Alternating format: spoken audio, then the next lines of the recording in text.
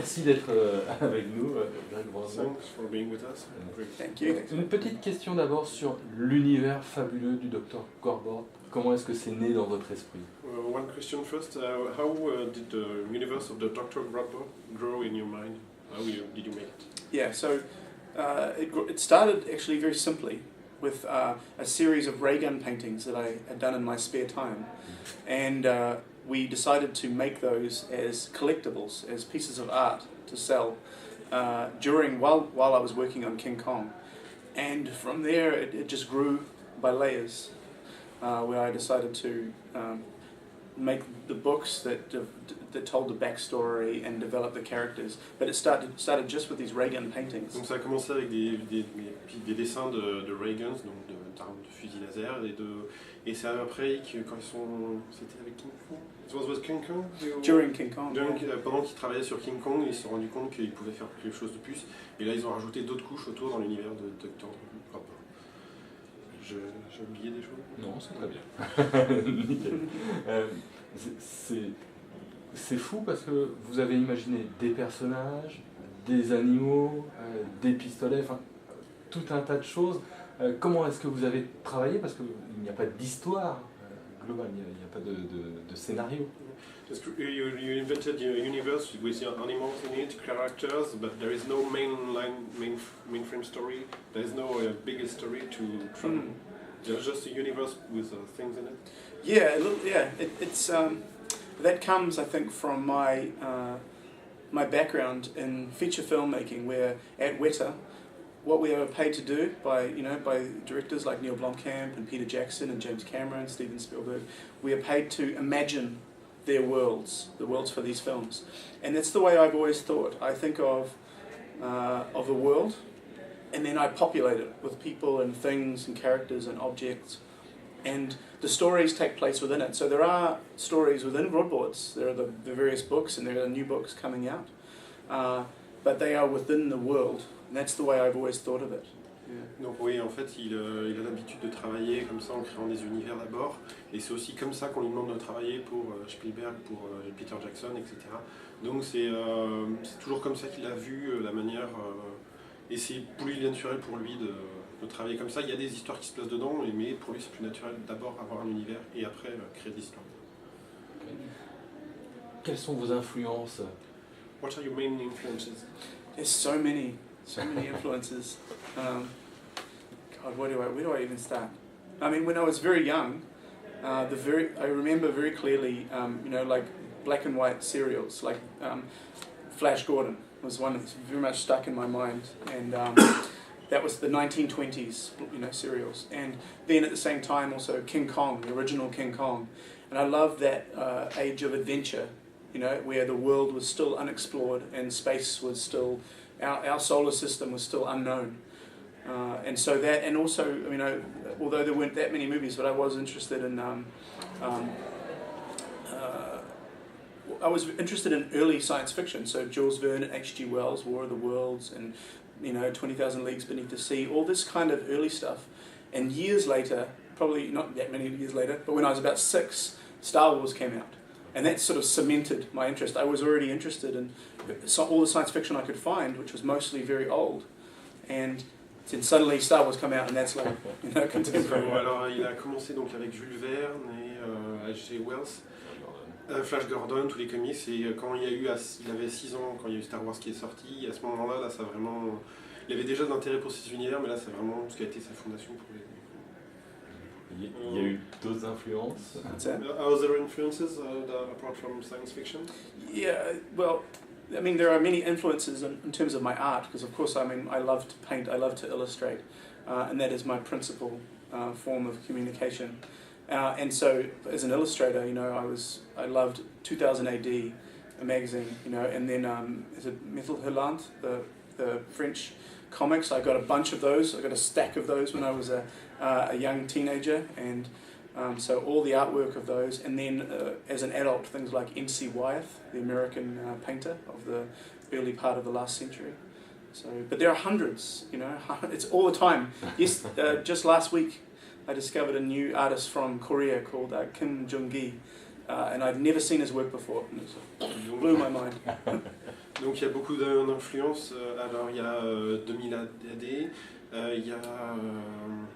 Qu'est-ce qu'il a? Il vient juste... Mais j'en oublie un qui était... I'm sorry, what was your name after you say 2000? 2000 AD and Judge Dredd. And, Judge Dredd. but also at the same time, I've forgotten now. Me too. You made me forget. N.C. Wyeth is an adult. N.C. Wyeth. Oui, N.C. Wyeth, donc... And all of those illustrators, Howard Pyle and Schoonover, and these amazing... They were influenced, I think, by the Renaissance artists and also the Impressionists later on. Ils ont été influencés par tous les artistes de la Renaissance et tous les artistes impressionnistes. Donc, mais il en découvre de nouvelles influences tous les jours, et donc même la semaine dernière, il a découvert un artiste qu'il aime beaucoup et qui va reprendre quelques-uns de ses traits, a priori.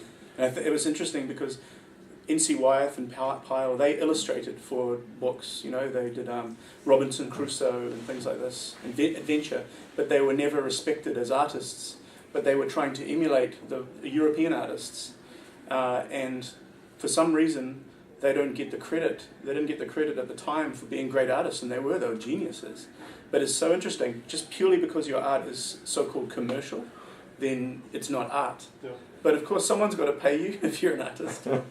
So, donc il y avait N.C. Wyeth and Howard Pyle. Howard Pyle, donc il faisait des illustrations pour par exemple pour le Robinson Crusoe. Mais par contre, comme ils étaient considérés comme commerciaux et comme ils étaient considérés comme faisant des copies et comme faisant que de l'illustration, ils n'ont pas eu le crédit qu'ils méritaient, donc on ne reconnaissait pas leur travail à leur juste valeur. C'est surtout ça qui... Mais pourtant, c'était ses influences principales. Comment est-ce que vous pourriez définir votre univers? Je crois que vous n'avez pas trop le terme steampunk, peut-être rétro-futuriste. Comment est-ce que vous le voyez? How do you define your universe with Dr. Grootbots? You don't like steampunk world? No, I don't mind steampunk, but I always thought of it as science fiction.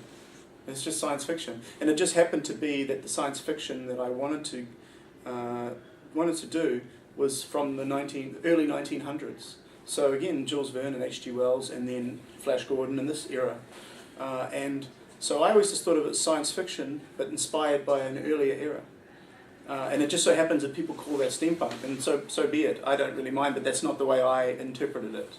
Okay, donc oui, en fait, il a toujours pensé ça comme étant de la science-fiction, mais comme la science-fiction vue faite par les gens du 19e siècle. C'est comme ça qu'il l'a vu. Après, si les gens veulent l'appeler steampunk, ça ne le dérange pas, mais c'est pas comme ça qu'il le voit. Pour lui, c'est de la science-fiction du 19e siècle. J'ai lu que vous étiez spécialiste des pistolets. I've heard that you're a gun specialist. I don't know about a specialist, but I do like guns. I like to shoot them. I have a fascination. It's like a dichotomy or whatever, like a split in the personality where I'm a pacifist. I don't believe in solving anything with violence unless you absolutely have to. But I love guns. I love tanks. I love bombs. I love machine guns. I like jets. I like all that stuff. C'est un peu comme si j'avais une séparation dans ma personnalité. Je me prétends pas spécialiste, mais j'adore les armes, j'adore les tanks, j'adore tout ce qui est l'armement en général, mais je déteste la guerre et je suis totalement pacifiste. Maybe love is not the right word. Fascinated to a dangerous level. Il est fasciné, oui, c'est un niveau dangereux. Yeah. Dangerous. Personne n'a été maltraité pendant l'exposition. Nobody was armed during the exposition. I can't say that. I don't know. Surely hopefully someone hurt themselves, stubbed their toe or scratched themselves on a painting. Donc a priori, j'espère que il devrait quand même y avoir des gens qui sont dû se faire mal avec. There's always collateral damage in art. Il y a toujours des dégâts collatéraux dans ce genre d'exposition. Parlez-moi un petit peu des projets, peut-être de scénarios ou d'histoires à partir de cet univers. Can you talk me about what you're planning to do in this universe? Yeah, so of course I have another book coming out, the next Dr. Broadbort's book. I haven't come up with a name yet. I have about 30 names, and I'm not sure which one. But that's all finished and ready to go, so hopefully sometime mid next year, I hope, it will come out. And we're also working on Dr. Broadbort's content for video games. And for instance, people may have seen that we just released some of my ray guns into Team Fortress by Valve. And so that's something I'm very interested in. I'm very passionate about video games. So there's that aspect, and there's more in the pipeline for in terms of my plans for video games, because it's something I love dearly. And then we've mentioned, but there's no public announcement, but about a film, because it's obviously our intention, being a film studio, to make a film. But it's putting all the right puzzle pieces in the right place and getting everything together. Donc, alors il y a un livre qui est prévu, mais pour l'instant il n'y a pas encore de nom trouvé. Là, il hésite entre une trentaine. Et par contre, il y a déjà quelque chose qui est sorti, qui est des armes de Reagan de l'univers du Dr. Grandport, qui sont sortis dans Team Fortress 2, donc qui sont achetables actuellement. Et ça permettrait de financer donc peut-être la création d'un jeu, puisqu'il travaille dans un studio à la base. Et aussi ce studio donc c'est fait surtout des films, donc ça c'est l'objectif après, ce serait d'un jour de faire des films. Mais il aimerait beaucoup faire des jeux actuellement dans l'univers, ça c'est vraiment le prochain objectif. Les films c'est pour plus tard, c'est vraiment assembler les pièces d'un puzzle dans l'ordre, parce que c'est vraiment quelque chose de beaucoup plus complexe par rapport